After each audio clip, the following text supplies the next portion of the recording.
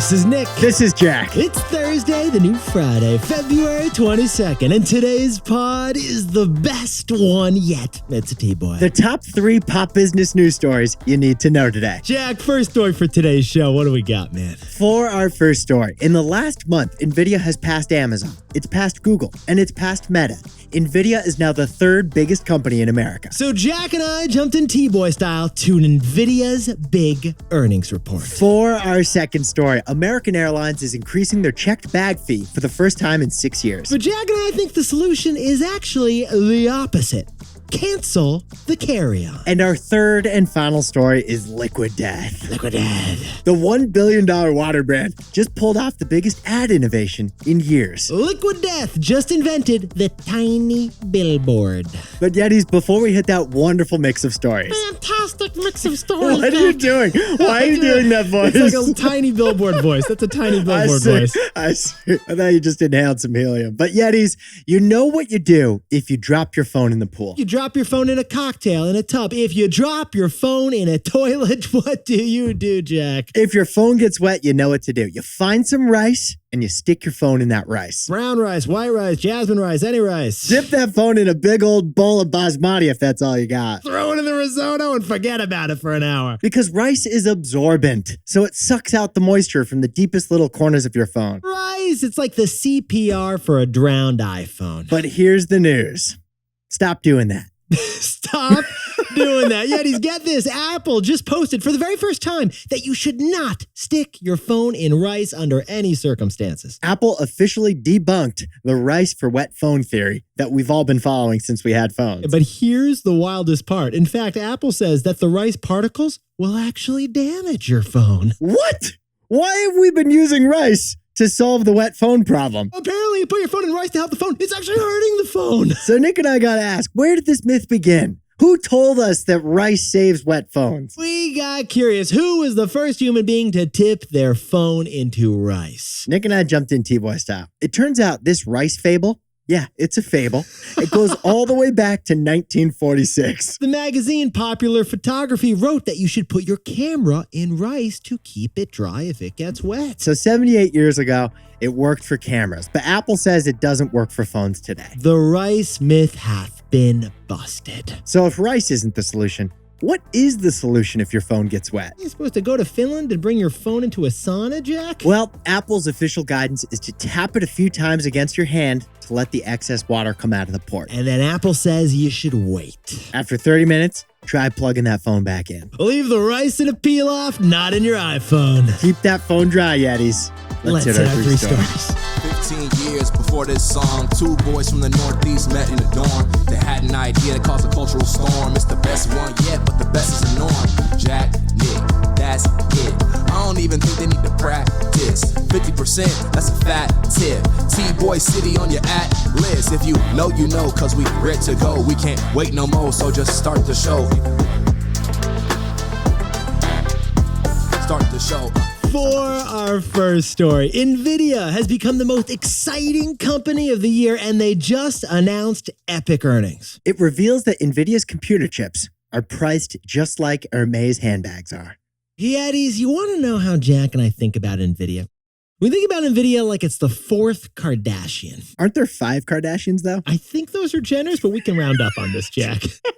Well, whenever Kim, Khloe, or Kourtney do anything, it gets all the attention. And it's the same with Nvidia. Wall Street is obsessed with whatever this computer chip company does. Nvidia stock is the most traded stock on the stock market for nearly every single day of 2024 so far. Nvidia stock is up 40% this year, 300% in the last 12 months, and 1,500% in the last 5 years. It is a meteoric rise, and in just February, Nvidia has passed Amazon, Google, and Meta in terms of valuation. Yetis, Nvidia is now worth $1.7 trillion. Jack, could you sprinkle on some context for us, please? That is the 3rd most valuable company in America, behind just Apple and Microsoft. Why don't you sprinkle on a little more context for us, please? Nvidia is worth 340 lifts. And why is Nvidia up so much? Just check out their latest earnings they announced yesterday. Boom! Yesterday, Nvidia announced earnings, and the revenues in the 4th quarter for Nvidia quadrupled from last year. Profits sextupled from last year. What exactly is that number, Jack? I mean, 6 times higher than last year. Their profits were 6 times higher than last year. And now, Yetis, when it comes to NVIDIA's freakish success recently, there's really just one reason for it. It's the AI gold rush. And they happen to be selling shovels to all those AI gold diggers. Because here's the thing, Yetis. Not all computer chips are equal. NVIDIA has the only computer chip that can handle high-level artificial intelligence computing. So like if ChatGPT is the brains of AI, then NVIDIA's chips are the brain cells of AI. ChatGPT can't answer your random question without being powered by NVIDIA's chips. If you want to ask ChatGPT about some taco recipe, it's not going to spit out those details unless NVIDIA's chips are powering it. Does not compute without NVIDIA. But yeah, it is NVIDIA's big quarter and NVIDIA's huge surge so far this year. It's also telling us something else about NVIDIA's chips. And it has nothing to do with the Kardashians. Although it kind of does. So Jack, what's True. the takeaway for our buddies over at NVIDIA? NVIDIA is using the same strategy as Hermès handbags. Hermès handbags. Hermès, it is the French fashion company that doesn't just sell handbags. They sell $10,000 handbags, and they've never put them on sale. Because Hermès controls the supply, and they take time to hand make each handbag.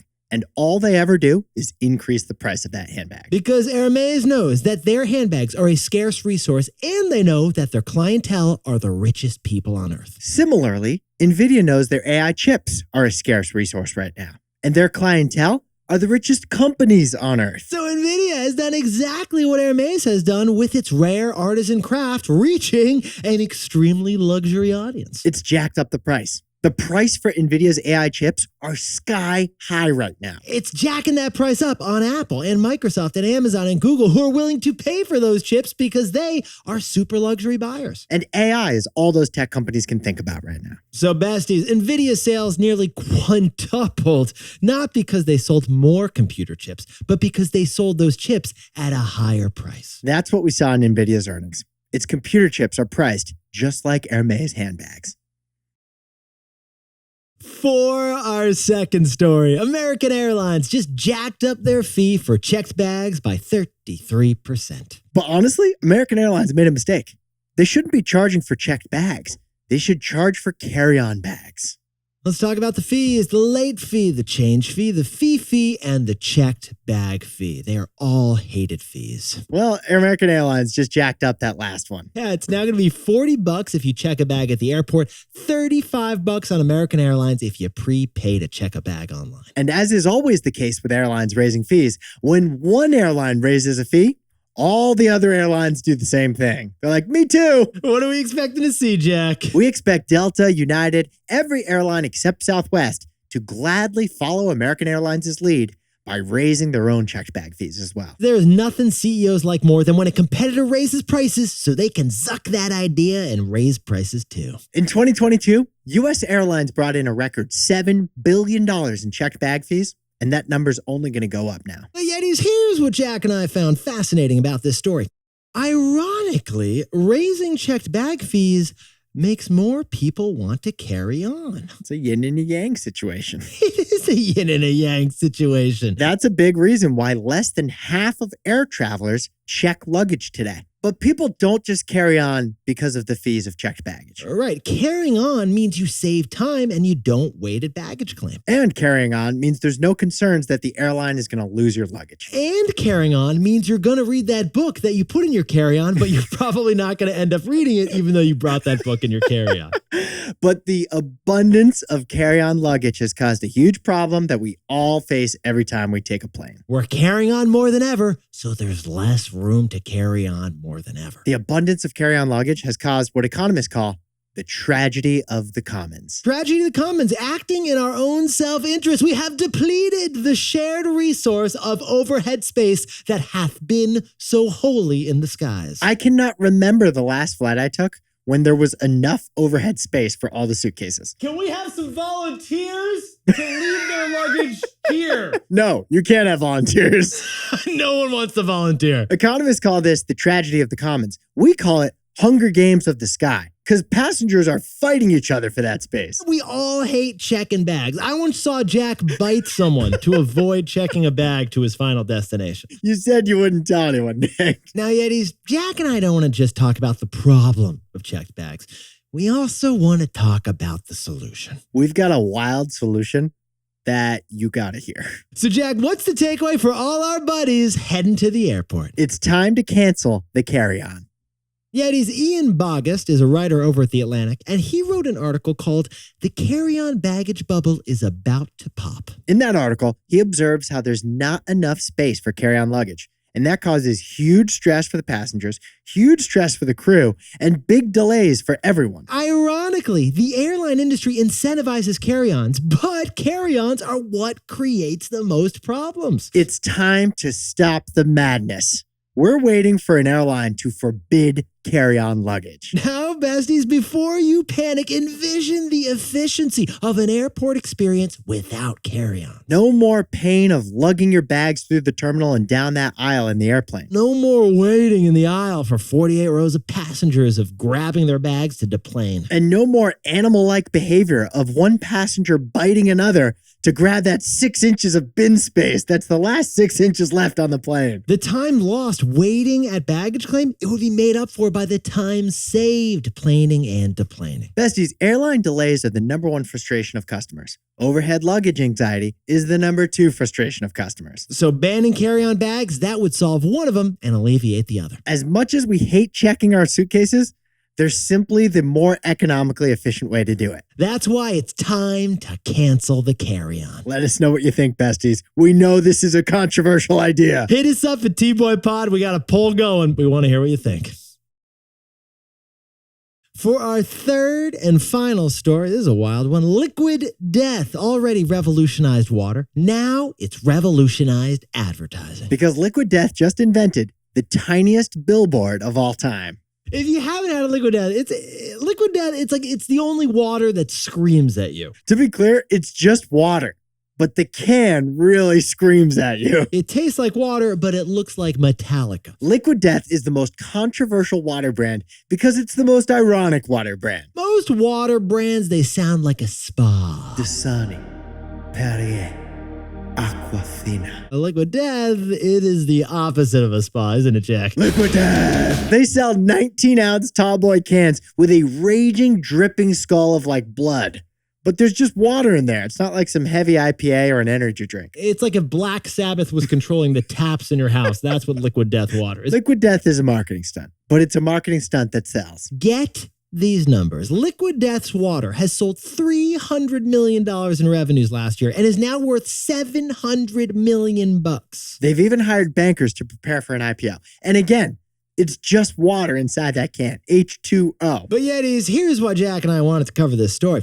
The latest stunt from Liquid Death is actually a bold new marketing innovation. We're calling it the tiny billboard. Get this, Liquid Death is selling ads on its own boxes by auctioning off those ads on eBay. We repeat, you could bid on eBay to get your brand's logo on the boxes of 500,000 Liquid Death 8-packs. So Yetis, here's how this looks if you're the consumer. If you go into the store looking for a box of Liquid Death water, that box has Liquid Death's logo on one side and an ad for some random company that paid for it on the other side. Each box of Liquid Death is basically a tiny billboard. That's what we're saying. Because wherever there are eyeballs, there could be ads. Which leads to the big question, Jack. Who won the auction to be the advertiser on the Liquid Death boxes? Coinbase did.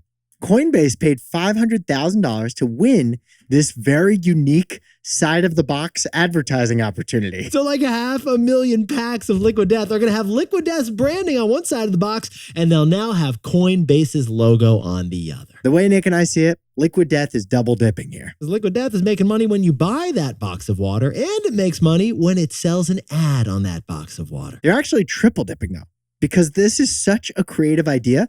Everyone's been talking about Liquid Death's side of the box ad. Their tiny billboard. This tiny billboard, it gets us every time. So Jack, what's the takeaway for our buddies over at Liquid Death? Do the dumbest thing you can think of. Yes. There are are lots of reasons why this tiny billboard idea doesn't make sense. Frankly, it's a dumb idea. It creates a lot of brand confusion. It might annoy customers who are confused. And just generally speaking, people prefer not to look at ads. Now, here's the funny thing, besties. Dumb is exactly the reason why Liquid Death did it in the first place. In fact, dumb is the reason that a water company called Liquid Death even exists. Because great quote from the founder of Liquid Death. The reason he started the company is because he asked, what is the dumbest possible business idea he could think of? And then he did that with Liquid Death. Doing what's dumb has actually been Liquid Death's guiding principle the whole time. Because doing what's dumb is also doing something that's never been done. You know what I mean? Oh, I know what you mean. Yeah, it's not always the case. And in marketing, it may work better than in other business fields. So proceed with caution. But what Nick and I are trying to say is sometimes the smartest move in business is doing the dumb thing. Do the dumbest idea you can think of. Or at least consider it. But Yetis, this pod's not over yet. Here's what else you need to know today. First, President Biden just forgave $1.2 billion in student debt for 150,000 borrowers. If you're eligible, you'll get an email from the Department of Education today. And second, KFC has created a new type of food. It's called the Chizza. It's a chicken-based pizza. What is it, Chizza, exactly? It's a chicken-based pizza. Yeah, but is it the crust that's chicken? It's a dumb idea, Jack. And finally, Beyonce is the first Black woman to top the Billboard chart for country music songs. Beyonce reached #1 for her single that we told you about last week, Texas Hold'em. Because country music is a growth industry. Now time for the best fact yet. This one sent in by a couple of Yetis. Hey, besties. Hey, Eddies. This is Justin Cram from Fort Lauderdale, Florida. And Katie Dropic from Brooklyn, New York. And we have a Florida fact of the day for you. What is it? The Florida Everglades is the only place in the world where alligators and crocodiles live together. Wow. Amazing. Cool. Awesome. What?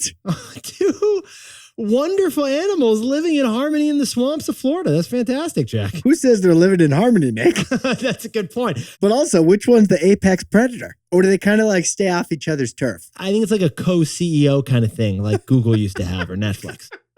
Perfect pivot to a business takeaway. Nice, Nick. Yetis, you are looking fantastic today. And if you want to get a shout out on this show, by the way, all you got to do is fill out the form in our episode description. We got an easy Google form for you to send in best facts yet, just like Justin and Katie just did. We'd love to get your facts and shout outs on the pod, and then you can throw your phone in a bottle of water and not stick it in rice.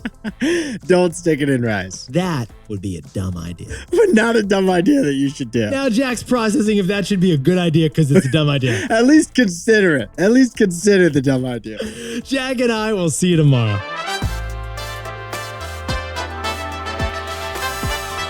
And before we go, a happy birthday to Yeti Rafael Fernandez Zubieta, who's turning 35 years old down in Monterrey, Mexico. Happy birthday to Julia Gagas, a marketing badass down in Nashville, Tennessee. And Zohab Ralph has got a birthday in Seattle, legendary husband, fantastic cat dad. And happy 35th birthday to Chandana Hiraymut in San Jose, California. And Mr. Kardashian, happy birthday down in lovely Los Angeles.